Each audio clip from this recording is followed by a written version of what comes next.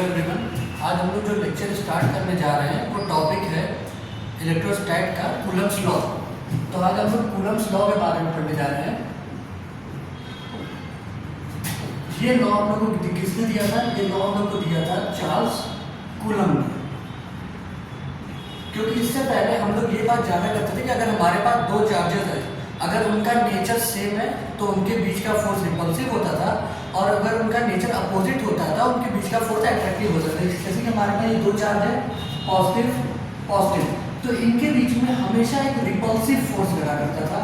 या अगर निगेटिव और निगेटिव है तो इनके बीच में भी हमेशा रिपल्सिव फोर्स लगता था। बट अगर हमारा जो चार्ज ऐसा है जिसका नेचर अपोजिट है तो इनके बीच में हमेशा ही अट्रैक्टिव फोर्स लगता था।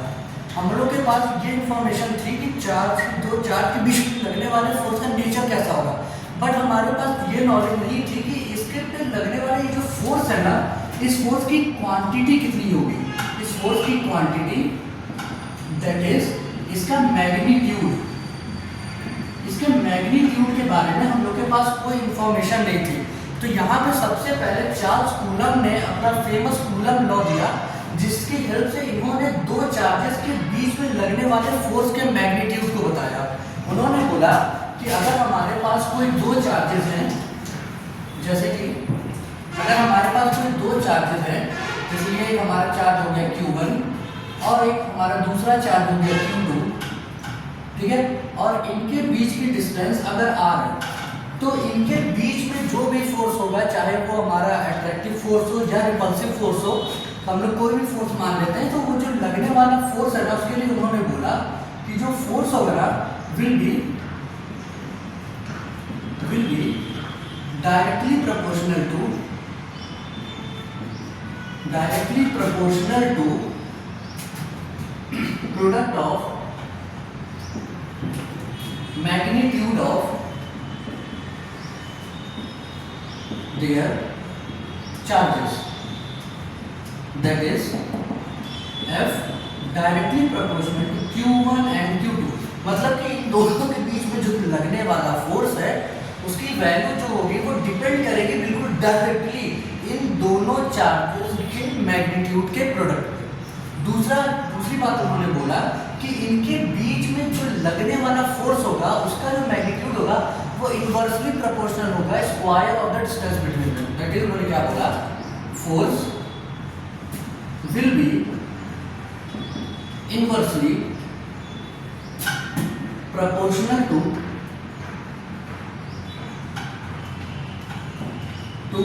Square of separation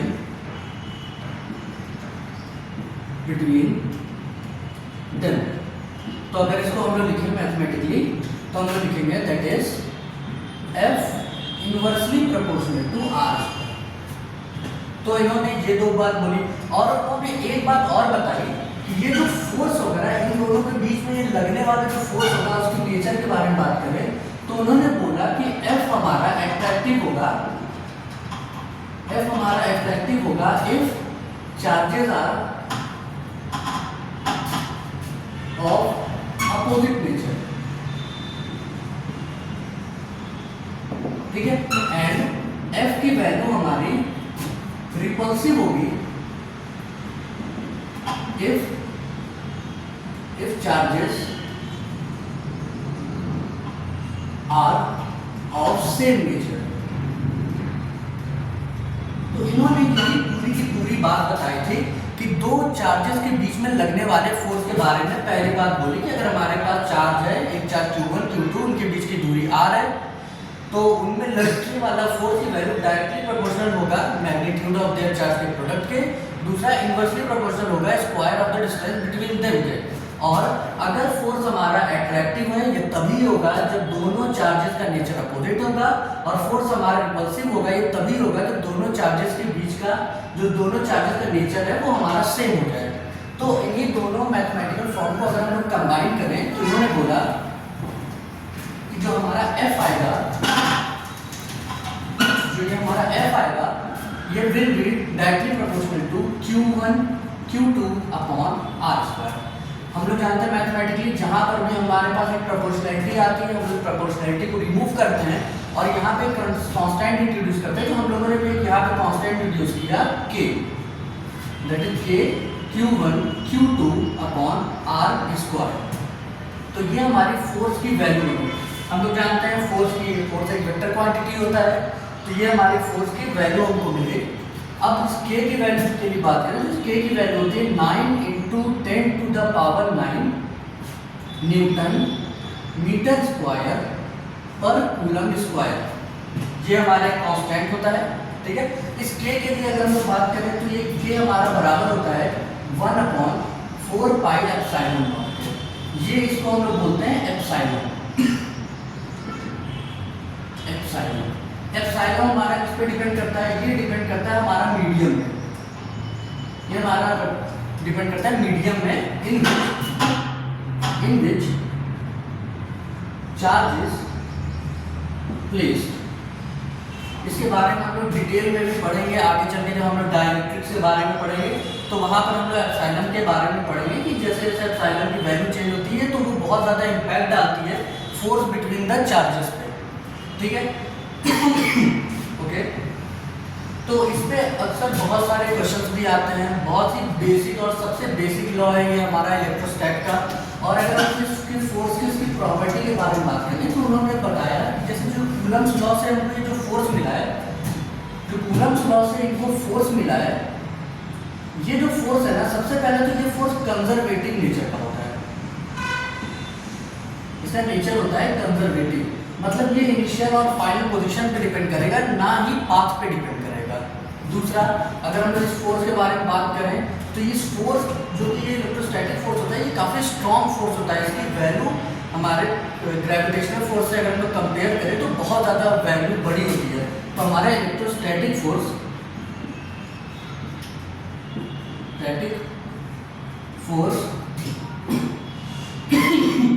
is more powerful than gravitational force. Powerful in the term of, हम लोग बात कर रहे हैं, हम लोग पावरफुल टर्म ना यूज करें तो हम लोग बात करें मैग्नीट्यूड की, कि इट हैज मोर मैग्नीट्यूड, या इसकी वैल्यू ज्यादा होती है, या बोल सकते हैं is stronger, simple word use करें तो स्ट्रॉन्गर देन ग्रेविटेशनल फोर्स। दूसरी चीज, जो इलेक्ट्रोस्टैटिक फोर्स होता है ना, हम लोग छोटे छोटे पार्टिकल्स के बीच में लगाते हैं, ये पार्टिकल्स के बीच का फोर्स होता है, पार्टिकल फोर्स, ठीक है। अगर हम लोग इलेक्ट्रोस्टैटिक फोर्स के बारे में बात करें तो छोटे छोटे पार्टिकल्स के बीच में फोर्स लगता है। दूसरी चीज, अगर मान लो कहीं पे भी बहुत सारे पार्टिकल्स हैं तो ग्रेविटेशन, जब भी हम लोग बात करें इलेक्ट्रोस्टैटिक फोर्स की, तो दो पार्टिकल के बीच में लगने वाला इलेक्ट्रोस्टैटिक फोर्स उस पार्टिकल के चारों तरफ मौजूद चार्जेस पे डिपेंड बिल्कुल भी नहीं करता। तो हम लोग बोलेंगे the force between two charges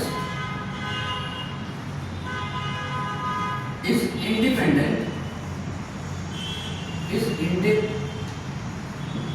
independent of presence. The force between two charges is independent of presence of other charges. ठीक है, कि मान लो हमारे पास कोई ये दो चार्ज है, मान लो ये एक हमारा Q1 चार्ज हो गया, ये Q2 चार्ज है। अब इन दोनों के बीच में लगने वाला जो फोर्स है ना, ये हमारे Q3 Q4 इस पे डिपेंड बिल्कुल भी नहीं करता है। इसके सराउंडिंग में कितने भी चार्जेस रहे, इन दोनों के बीच में लगने वाला जो इंडिविजुअल फोर्स है उस पर इसका कोई भी इम्पैक्ट नहीं आता है। अगर हम अगली बात करें तो ये जो हमारा फोर्स होता है कूलम्स लॉ से मिलने वाला हमारा इलेक्ट्रोस्टैटिक फोर्स, जिसे हम बोलते हैं इलेक्ट्रोस्टैटिक फोर्स, ये न्यूटन के थर्ड लॉ को फॉलो करता है। It follows Newton's third law. ये न्यूटन के थर्ड लॉ को फॉलो करता है, दैट इज जितना फोर्स Q1 Q2 पे लगा रहा होगा उतना ही फोर्स हमारा Q2 Q1 पे भी लगाता है। इसलिए इसको हम लोग बोलते हैं कि ये बिल्कुल भी हमारे न्यूटन के लॉ को, थर्ड लॉ को फॉलो करता है। ये एक्शन रिएक्शन क्लियर बना दो, that is form action, reaction, pair. ये फोर्स हमारा एक्शन रिएक्शन के पेयर को बनाता है। इस फोर्स के बारे में अगर हम लोग और बातें करें,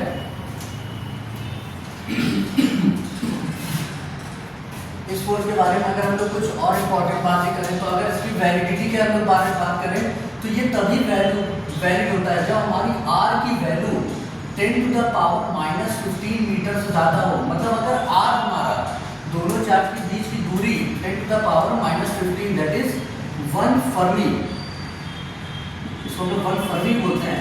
अगर इससे कम हुई तो हम लोग वहाँ पे इलेक्ट्रोस्टैटिक फोर्स का कॉन्सेप्ट नहीं लगा सकते, क्योंकि वहाँ पे हमारी न्यूक्लियर फोर्सेज आ जाता है। ठीक है, तो ये हमारे सारी इंफॉर्मेशन थी इलेक्ट्रोस्टैटिक फोर्स की, कि हमारे इलेक्ट्रोस्टैटिक फोर्स की ये सारी प्रॉपर्टीज होती हैं, इस तरह से हम लोग फोर्स लगाते हैं, वो किस तरह से मीडियम पे डिपेंड करता है। इस तरह से हम लोग देखते हैं कि हम लोग ये बात को बिल्कुल हम लोग को माइंड में रखना है कि जो हमारा इलेक्ट्रोस्टैटिक फोर्स है वो मीडियम पे डिपेंड करेगा। आगे चल के हम लोग इसके बारे में भी पढ़ेंगे, जब हम लोग मीडियम्स में देखेंगे, जब हम लोग रिलेटिव परमिटिविटी के बारे में पढ़ेंगे, तो वहाँ पे हम लोग इनके बारे में देखेंगे किस तरह से डिपेंड करता है कि जो मटेरियल हम लोग वाटर, एयर, वैक्यूम, अलग अलग मटेरियल लेते हैं, तो वहाँ पे फोर्स किस तरह से वैरी करेगा। ठीक है, तो इस पे कई बार बहुत सारे क्वेश्चन आते हैं, ये कॉन्सेप्ट बहुत टफ भी नहीं है। जैसे फॉर एग्जांपल अगर हम इसमें क्वेश्चंस ट्राई करें, तो फॉर एग्जांपल जैसे एक हमारा नीट में क्वेश्चन पूछा था, वेट अ सेकंड, जैसे एक क्वेश्चन इसका हमारा पूछा था नीट 2019, नीट 2019 में एक क्वेश्चन पूछा था। इस क्वेश्चन में इन्होंने बोला कि हमारे पास दो चार्जेस हैं, ये जैसे मान लो ये हमारा A और ये हमारा B, ये हमारे पास दो चार्जेस हैं, दोनों पे चार्ज हमको, एक पे चार्ज दिया था +q और एक पे चार्ज हमको दिया था -q। इनके बीच की दूरी हमको बता दी थी कि इनके बीच की दूरी हमको बताई है, दैट इज r, और इनके बीच लगने वाला जो हमारा फोर्स है उसकी वैल्यू बताई थी f। अब क्वेश्चन में बोला गया कि अगर हम लोग A से 25% चार्ज को B पे मूव करा दें, अगर हम लोग A से 25% चार्ज को B पे मूव करा दें, दैट इज 25% ऑफ चार्ज, तो हम लोग कहाँ भेज दें, B पे। तो अब इनके बीच में लगने वाला न्यू फोर्स कितना होगा, हमको क्वेश्चन पूछा था इनके बीच में लगने वाला न्यू फोर्स कितना होगा। उसके लिए हमको कुछ ऑप्शन दे दिए थे, कुछ ऑप्शन हम यहाँ लिख देते हैं। हमारा पहला ऑप्शन है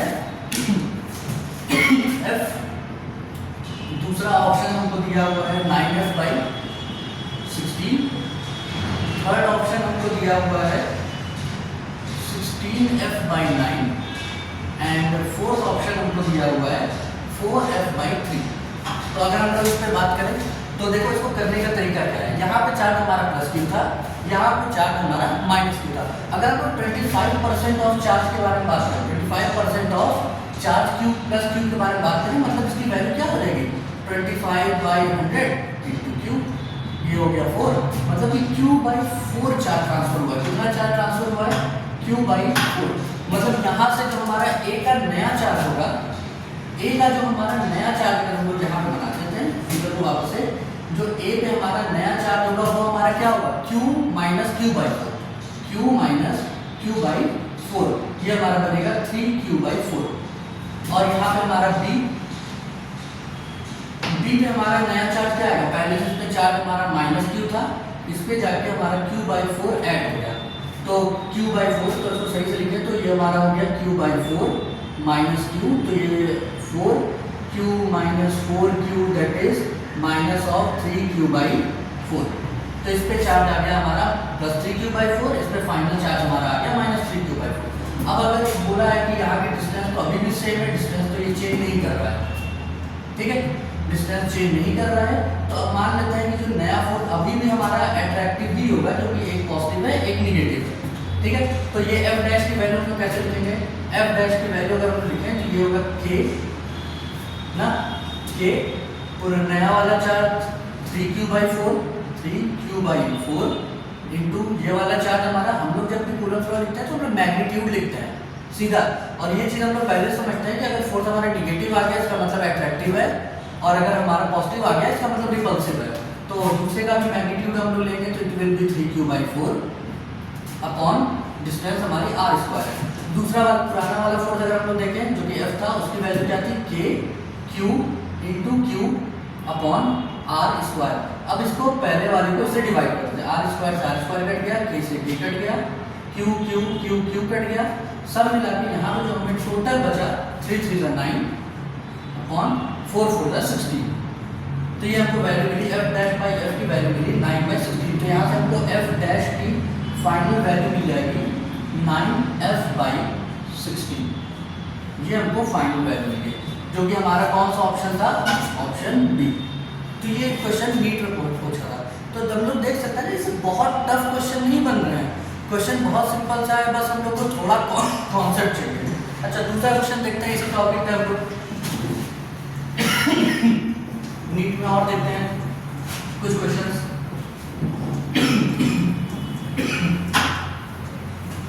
ठीक है, अगर हम नेक्स्ट क्वेश्चन देखें तो नेक्स्ट क्वेश्चन हमारा नीट अगर 2012 का एक क्वेश्चन उठा लेते हैं, नीट 2012 का अगर हम एक क्वेश्चन निकालें तो यहाँ पे हमको बोल रहा है कि दो पॉजिटिव आयंस है, each carry charge q are separated by distance d। दो हमारे पास पॉजिटिव आयंस है, एक हमारा ये हो गया और एक हमारा पॉजिटिव आयन ये हो गया। इन दोनों को हम लोग d डिस्टेंस से सेपरेट किए हुए हैं। आयंस हमारे दोनों पॉजिटिव हैं, तो हम लोग चार्ज मान लेते हैं, इनका चार्ज क्या होगा q, और ये भी चार्ज क्या होगा q। ठीक है, separated by a distance d, if f is the force of repulsion between them, दोनों पॉजिटिव है तो ऑब्वियसली इनके बीच में हमारा रिपल्शन का फोर्स काम करेगा।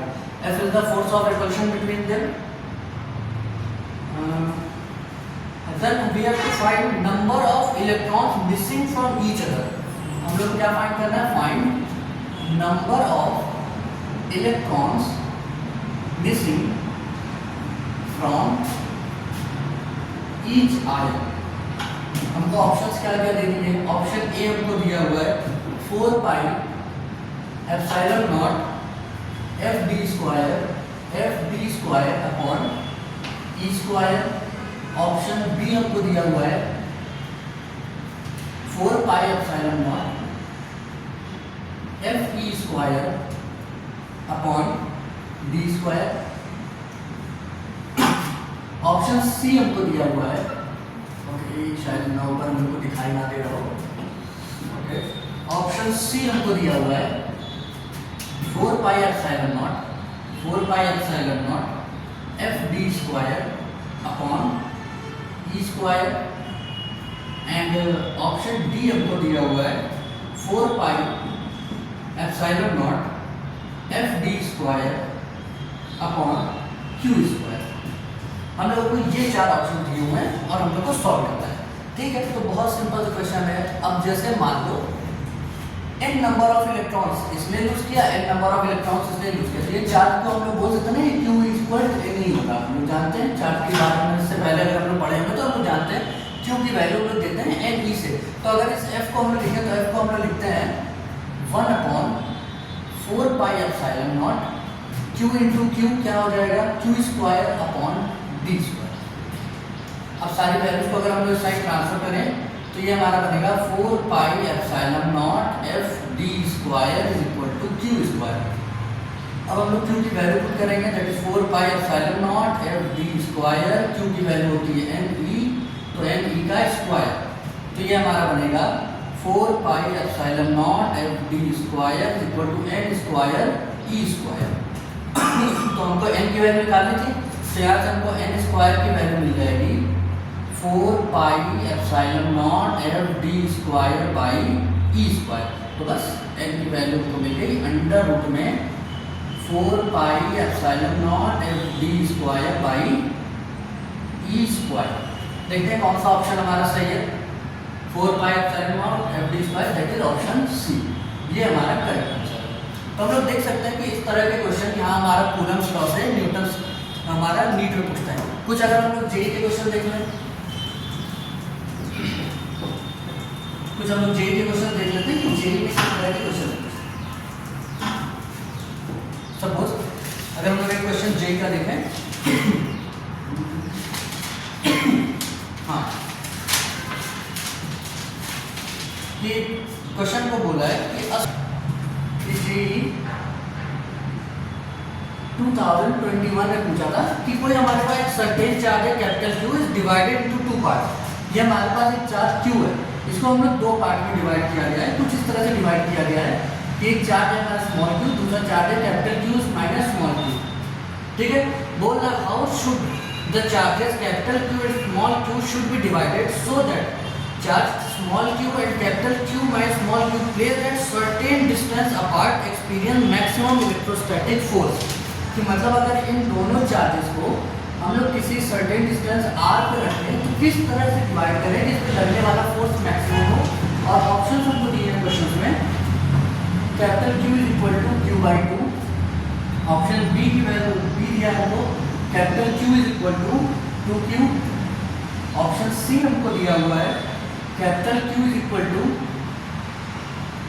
4Q, ऑप्शन डी हमको दिया हुआ है capital Q is equal to 3Q। ठीक है, अब अगर इसको हम लोग ध्यान से देखें तो यहाँ पे जो लगने वाला फोर्स है उसकी वैल्यू हम लोग कैसे देंगे, F is equal to K Q into capital Q minus small q upon r का स्क्वायर। पूरा ऑपरेट करें तो यहाँ पर ऐसे करके लिख सकते हैं K upon r square capital capital Q minus small q का स्क्वायर। ठीक है, ये फोर्स की वैल्यू। अब हम लोग जानते हैं कि अगर हम लोग को मैक्सिमम निकालनी है, ठीक है, हमको मैक्सिमम निकालना है तो हमको dF बाई dQ करना पड़ेगा। dQ ही क्यों लिए, क्योंकि यहाँ पे वेरी स्मॉल q हो रहा है तो इसको हम लोग किसके बराबर करना पड़ेगा, 0 के। अगर इसको डिफरेंशिएट करें तो हमको क्या मिलेगा, K अपॉन r स्क्वायर, और यहाँ वैल्यू क्या मिलेगी, एक q डिफरेंशिएट होकर देगा कैपिटल Q और यहाँ पे मिलेगा हमको 2Q इज इक्वल टू क्या है हमारा 0। तो ये हमारा पूरा 0 हो गया, तो कैपिटल Q माइनस 2Q की वैल्यू हमको मिली 0, तो यहाँ से Q की वैल्यू हमको मिल गई 2Q, हाँ, जो कि हमारा है ऑप्शन बी। तो इस तरह के क्वेश्चन हमारे जेई में पूछते हैं। ठीक है, और कई बार जेई में ऐसे डायरेक्ट क्वेश्चन ना पूछ के क्या करेगा, क्वेश्चन को हमारा थोड़ा मैकेनिक्स के साथ मिक्स करेगा। मैकेनिक्स के साथ किस तरह से मिक्स करेगा, जैसे कि मान लो हमारा सिंपल सा क्वेश्चन को रहेगा और वो क्वेश्चन को लेके मिक्स कर देगा रिजोल्यूशन ऑफ फोर्सेस के साथ। जैसे फॉर एग्जांपल एक क्वेश्चन हम लोग करते हैं कि हमारे पास क्या था कि जैसे यहाँ पे हमारे पास दो इक्वल स्फीयर्स ना, क्वेश्चन देखो कुछ इस तरह से है, मैं पढ़ देता हूँ एक बार से कि two identical tennis balls each have mass m and charge q are suspended from a fixed point by thread of length m।